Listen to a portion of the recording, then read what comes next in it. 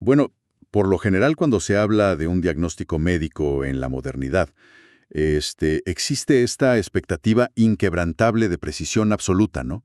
Ujú, totalmente. O sea, se piensa en la medicina como si fuera ingeniería estructural.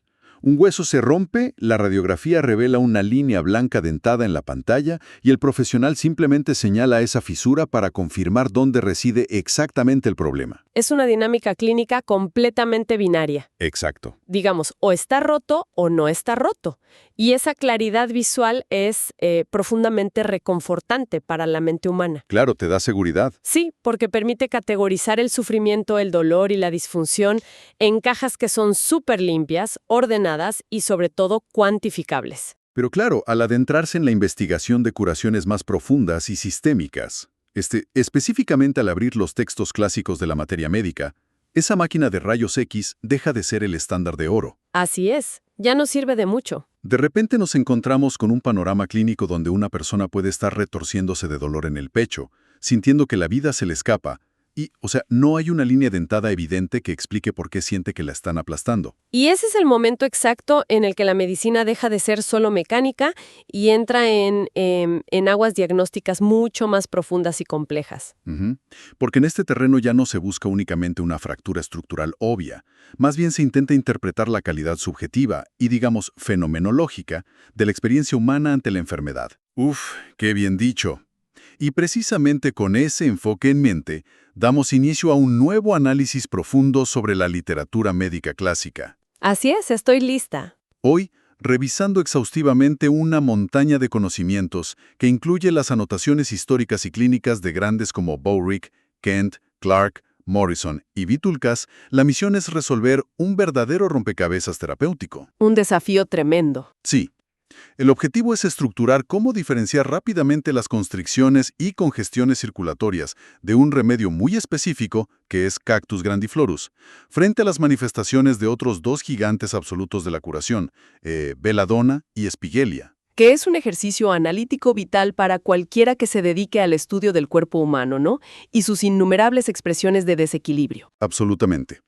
Y es vital para quienes nos escuchan porque, a simple vista, el cuadro clínico inicial de estos tres remedios resulta casi idéntico. Sí, son muy engañosos. En los tres casos, los textos reportan dolores insoportables, palpitaciones cardíacas alarmantes que sacuden la pared torácica y una congestión severa de la sangre que altera por completo los sentidos. Es que a primera vista parecen criminales que comparten exactamente el mismo modus operandi. Exacto.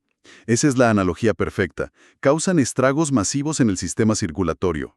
Y el riesgo aquí es que si se interpreta mal el origen de esos síntomas, la intervención fracasa por completo. Se cae todo el tratamiento. Así que la intención hoy es mirar más allá del simple síntoma de un, no sé, dolor de pecho o dolor de cabeza, y entender el mecanismo oculto. Hay que buscar las huellas dactilares fisiológicas. O sea, las modalidades específicas. ¿Qué agrava el sufrimiento?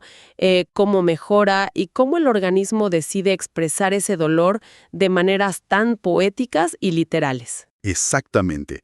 Entender si el cuerpo habla en el lenguaje de bandas de hierro, de fuego ardiente o de agujas punzantes.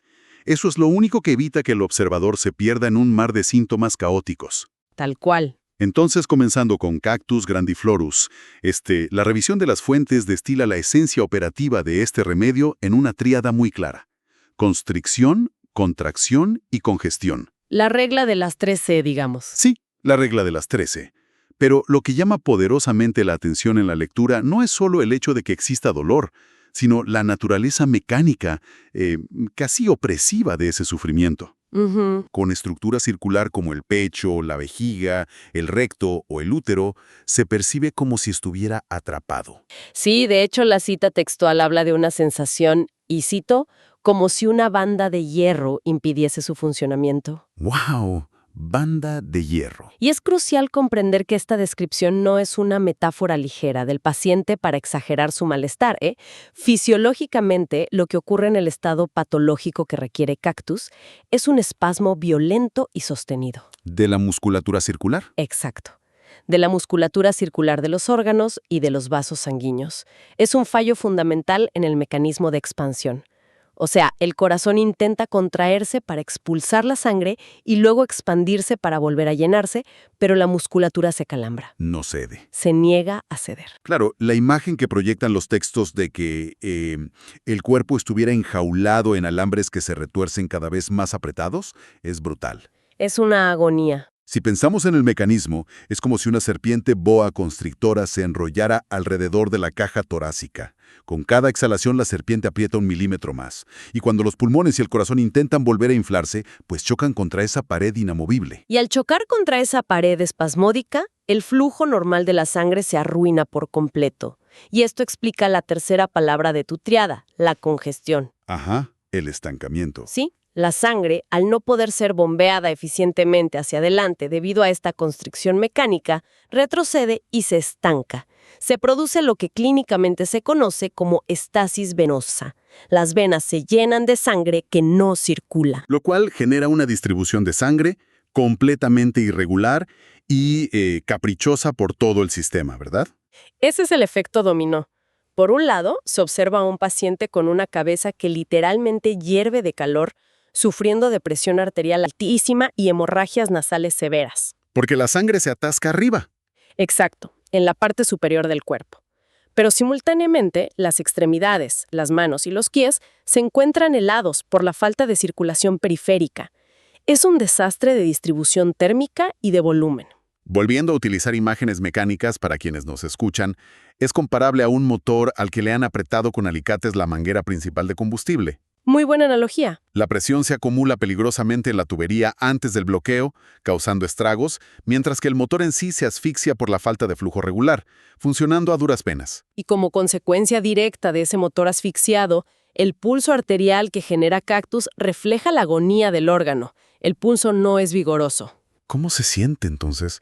Suele ser extremadamente débil, intermitente, tembloroso y en los peores momentos casi imperceptible al tacto. El corazón simplemente no tiene la fuerza biomecánica para vencer esa banda de hierro que lo oprime. Uf. Y ese nivel de asfixia física ayuda a entender el profundo impacto en el estado mental de estas personas, supongo. Totalmente. Porque las fuentes son consistentes al describir a individuos en un estado de melancolía pesada, mostrándose taciturnos y sumidos en una tristeza muy densa. Hay un terror absoluto a la muerte. Sí, y la creencia inquebrantable de que su condición ha cruzado la línea de lo incurable. Y, para añadir un elemento de precisión casi matemática, los textos documentan una periodicidad estricta. O sea, los ataques y las constricciones sufren una grabación brutal específicamente a las 11 de la mañana o a las 11 de la noche. Es como un reloj suizo. Esa periodicidad es un ancla diagnóstica invaluable en Cactus. Pero a ver, al contrastar los detalles aquí me surge una paradoja aparente. A ver, dime. Los textos literales afirman que el dolor de esta constricción es de tal magnitud que obliga a la persona a gritar de agonía. No, cierto. Sin embargo, al mismo tiempo, los autores insisten en que la ansiedad que acompaña a Cactus debe diferenciarse de los típicos remedios cardíacos de emergencia, donde predomina, digamos, el terror hiperactivo. Claro, el pánico. Exacto. Entonces, la duda es, ¿cómo es posible que alguien esté gritando de dolor agónico y a la vez se le clasifique dentro de un estado psicológico taciturno e inmóvil? Es una excelente observación. La resolución de esa aparente paradoja reside en observar la relación de la anatomía con el movimiento. Ok. El grito es una respuesta autónoma a la fricción de los tejidos. O sea, el dolor de un espasmo circular masivo es tan insoportable que las cuerdas vocales reaccionan de manera involuntaria. Se grita por puro dolor mecánico. Un reflejo, digamos. Exacto, un reflejo. Pero el paciente descubre casi inmediatamente que el más mínimo intento de movimiento, de levantarse o de cambiar de posición, empeora drásticamente el agarre de esa banda de hierro. Ah, instintivamente saben que moverse equivale a apretar más los alambres. Y por ello, eligen la inmovilidad. En otros estados de emergencia aguda, como los descritos para aconitum, por ejemplo, el paciente está convencido de que la muerte ocurrirá en el próximo segundo. Lo que desata una tormenta de adrenalina. Claro, eso lo hace saltar de la cama, moverse frenéticamente y exigir atención a gritos. Pero en el paciente taciturno de Cactus que estamos analizando, la mente, al saberse atrapada en un cuerpo donde moverse significa sufrir más, pues se replega hacia adentro. Wow. Sufren en un estupor congestivo silencioso, a menudo ligado a fallos valvulares estructurales o un corazón que está orgánicamente agotado. La esperanza desaparece, cediendo su lugar a esa lúgubre melancolía. Tremendo. Y esto nos lleva a una encrucijada fascinante en el análisis, porque si nos detenemos a observar superficialmente a un paciente con la cabeza caliente, el rostro congestionado de rojo y que se queja de latidos violentos y dolor, Ese cuadro clínico parece apuntar directamente a nuestro segundo sospechoso, ¿no? Belladonna. exacto, belladona. Si ambos cuadros pueden presentar palpitaciones severas y congestión craneal masiva, parece sumamente fácil confundir un corazón agotado y atrapado mecánicamente con la inflamación aguda característica de este segundo remedio. Y te digo algo, esa confusión es uno de los errores interpretativos más comunes en la clínica clásica. Me imagino. La clave para desenredar este nudo radica en analizar el mecanismo subyacente que origina la congestión. En cactus, la sangre se estanca porque el músculo no puede contraerse adecuadamente. En belladona, la historia es radicalmente distinta. ¿Qué pasa ahí? Aquí no hay estasis pasiva ni válvulas fallando. Hay una vasodilatación masiva, extrema y muy agresiva. Las arterias de repente se ensanchan y el cuerpo entero se comporta como un sistema de alta presión bombeando torrentes de sangre hirviente hacia el cerebro. O sea, es una tormenta de fuego fisiológica. Literalmente. Los textos tienen una regla de oro para este remedio, que subraya su violencia intrínseca, y es que todos los síntomas aparecen súbitamente, llegan a su pico máximo en instantes y desaparecen con la misma rapidez con la que llegaron. Esa cualidad repentina refleja la hiperactividad del sistema nervioso simpático, que básicamente pierde el control sobre el tono vascular. Retomando la metáfora automotriz para visualizarlo, si antes teníamos un motor estrangulado por falta de flujo, aquí nos encontramos frente a un motor revolucionado a niveles críticos al que le acaba de estallar el radiador. Sí, tal cual. El radiador explotó. Samuel Reason aporta una nota sumamente descriptiva al respecto. Menciona que el calor que emana del paciente no es un simple aumento de temperatura corporal, es lo que él denomina calor radiante. ¿Calor radiante? Ajá, el observador puede acercar la mano a la piel de la persona y sentir cómo el calor lo quema a centímetros de distancia, o sea, como si estuviera frente a la puerta abierta de un horno. Y fíjate que además de ese calor radiante, se presenta un rostro de un rojo intenso, pupilas dilatadas al máximo intentando procesar la luz y ojos que brillan con un barniz casi acuoso debido a la fiebre. Y el latido, no. ¿Sí? Un latido frenético en las arterias carótidas a los lados del cuello. Y debido a que el torrente de sangre está inundando activamente el cráneo, se ejerce una enorme presión física sobre las meninges y el cerebro mismo. Esta presión intracraneal desencadena una hipersensibilidad nerviosa extrema. Y la hipersensibilidad a la que hacen referencia los autores es verdaderamente asombrosa. Es extrema, ¿sí? Se reporta que el dolor se agrava de manera intolerable por estímulos visuales como la luz o auditivos como cualquier tipo de ruido. Pero lo verdaderamente característico es la aversión absoluta a la más mínima sacudida. Ese es un síntoma clave. Los textos ponen el ejemplo de una agravación aguda provocada simplemente porque alguien camine con pasos pesados en la habitación contigua, o si una mano tropieza apenas con el borde de la cama del paciente. Es que claro, esa vibración minúscula viaja a través del suelo, sube por las patas de la cama e impacta directamente en las membranas cerebrales hipercongestionadas del individuo. Se siente como un martillazo. Como un martillazo físico dentro de su cráneo. Esta es la gran zona de guerra del remedio, el cerebro. A diferencia del corazón cansado de cactus, aquí el cerebro hierve bajo la presión arterial. ¿Y eso explica los delirios, me imagino? Por supuesto. Por eso se desencadenan los característicos delirios febriles de alta intensidad, donde la persona alucina vívidamente viendo monstruos, fantasmas o animales negros, como perros feroces que lo persiguen en la habitación. Es una sobrecarga sensorial absoluta. Pero, a ver, aquí te tengo que plantear una objeción válida basada en la lectura estricta de las fuentes. Adelante, dime. Hemos establecido que el estancamiento mecánico con calambres define al corazón en cactus, mientras que la inflamación hirviente define al cerebro en belladona. Ajá. Sin embargo, los textos también documentan que belladona es capaz de producir espasmos circulares muy potentes. Se habla de sensaciones donde la garganta parece ser estrangulada o como si un cordón apretara firmemente el útero. Es verdad, se mencionan esos espasmos. Entonces, ante esto, si ambos remedios son capaces de provocar calambres que constriñen y palpitaciones violentas, ¿qué detalle mecánico los separa para no fallar en la evaluación de quién es quién? Es una excelente pregunta. El factor diferenciador más importante recae en la cualidad fundamental del dolor y en el comportamiento del pulso.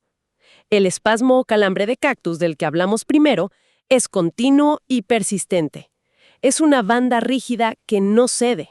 Ok, estática. Exacto. Por el contrario, la constricción en un estado tan inflamatorio como belladona rara vez se siente como un peso muerto. Viene invariablemente acompañada de dolor pulsátil. O sea, late. Late. Cada latido del corazón empuja una nueva ola de sangre ardiente contra los tejidos inflamados, generando un ritmo doloroso que hace boom, boom, boom, en sincronía con el ritmo cardíaco. Claro, el dolor pulsa al unísono con el bombeo arterial. Así es, y si se comprueba el pulso radial de una persona en este estado de vasodilatación masiva, no se encuentra el hilo débil y tembloroso del agotamiento orgánico de cactus. Se percibe un pulso lleno, duro y saltón. Golpea contra los dedos del examinador con la fuerza de un torrente enfurecido. Una diferencia abismal. Sí, y complementando el análisis con el síntoma de la hemorragia nasal que mencionamos antes, si un paciente con cabeza caliente y palpitaciones sangra profusamente por la nariz de la nada, esa estasis venosa buscando alivio apunta claramente de vuelta al remedio de los alambres de hierro, cactus, alejándonos del fuego inflamatorio de belladona. Perfecto. Queda clarísimo. Entonces, habiendo establecido con tanta precisión las diferencias entre el estancamiento y la hiperactividad inflamatoria, los textos médicos introducen a un tercer sospechoso en la escena de los síntomas cardiovasculares masivos. Aquí es donde la cosa se pone aún más interesante. Sí. Porque, ¿qué ocurre fisiológicamente si la estructura muscular del corazón está sana, las válvulas no fallan, las venas no se estancan y las arterias no sufren vasodilatación febril, pero la red eléctrica del cuerpo, es decir, el cableado de los nervios, empieza a emitir cortocircuitos? Ajá. Cuando el dolor no se siente como una banda, ni como un fuego palpitante, sino como puñaladas directas, la investigación se centra en Espigelia antelmia. Y al entrar en el territorio de Espigelia, se ingresa al reino absoluto de las neuralgias severas. El enfoque cambia radicalmente del volumen sanguíneo a la conductividad eléctrica de los nervios. Es otro paradigma físico. Completamente. Y este cuadro clínico se caracteriza además por una afinidad asimétrica abrumadora por el lado izquierdo de la anatomía. Ya no estamos analizando tejidos hinchados o mangueras estranguladas. Estamos presenciando nervios puros que emiten señales de dolor insoportable debido a una sobreestimulación radical. Y el lenguaje utilizado en los tratados de materia médica para describir este sufrimiento evoca objetos afilados, ¿no? Son dolores de naturaleza nerviosa, penetrantes, punzantes y sumamente enfocados. Sí, muy agudos. El tratado de Clark menciona una neuralgia trigeminal clásica que se ancla justo por encima del ojo izquierdo y que desde ahí irradia hacia atrás, perforando hasta la nuca, o desgarra salvajemente el lado izquierdo de la caja torácica. Y esa afinidad por el tejido nervioso del tórax izquierdo pone a Espigelia a competir directamente en la sintomatología de opresión del pecho con cactus. Claro, porque ambas afectan el corazón. Es muy posible que la persona exprese la sensación de que una mano invisible está comprimiendo o aplastando su corazón, lo que suena peligrosamente similar a la banda de hierro. Sí, suena idéntico. No obstante, al indagar en las modalidades que acompañan este dolor, la diferencia estructural se revela de inmediato. Se observan fenómenos como soplos cardíacos muy pronunciados y un temblor visible a simple vista en las arterias carótidas. Y hay un síntoma sumamente peculiar en el tórax que rompe la lógica puramente mecánica, Se observan movimientos de ondulación en el área del pecho que no tienen ningún tipo de sincronía con el ritmo del pulso radial. Es un desajuste profundo del sistema. El músculo cardíaco está latiendo a un ritmo específico por debajo, pero los nervios y la musculatura superficial de la pared torácica están sufriendo espasmos y temblores a su propio ritmo caótico. O sea, están completamente desconectados de la circulación central. Exactamente. Además de esta asincronía, el comportamiento del dolor frente a las variables del entorno, lo que llamamos modalidades, es fascinante en Espigelia. ¿Por qué? Porque la red neuronal afectada responde casi de forma fotosintética al ciclo circadiano del sol. Ah, los famosos dolores solares. Esos mismos. El cuadro neurálgico inicia en la mañana, coincidiendo con los primeros rayos del amanecer. La intensidad del dolor sube gradualmente en paralelo al ascenso del sol, volviéndose insoportable y alcanzando su pico de tortura exactamente en el cenit del mediodía. ¿Y luego? Para luego comenzar a declinar lentamente a medida que la tarde avanza y desaparecer con la puesta del sol. Es increíble. Esa vinculación del sistema nervioso hipersensibilizado con la radiación solar y los ritmos biológicos diarios no tiene equivalente en los otros dos cuadros clínicos que hemos explorado. Claro. Y la extrema reactividad de estos nervios inflamados explica por qué cualquier mínimo factor irritante causa un agravamiento brutal. Algo tan imperceptible como mover un solo músculo del brazo o que humo de tabaco roce las vías respiratorias del paciente es capaz de desatar descargas de dolor eléctrico agudo. Y ese nivel de sobrecarga eléctrica también permea la psique del paciente, creando un síntoma mental verdaderamente fascinante. Existe un terror absoluto, fóbico y paralizante hacia cualquier objeto puntiagudo.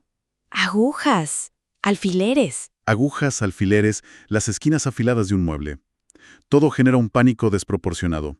Y tiene todo el sentido del mundo si lo pensamos desde la perspectiva del sistema nervioso central. Claro. O sea, la persona ya está siendo internamente torturada por impulsos eléctricos que percibe como agujas calientes.